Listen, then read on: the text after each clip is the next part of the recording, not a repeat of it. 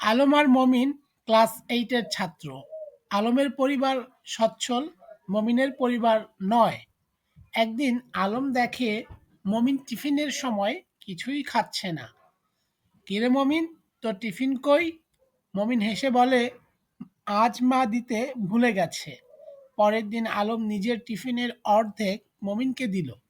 প্রথমে নিতে চায়নি, কিন্তু আলম জোর করায় নিল। এই ঘটনা চলতে থাকে।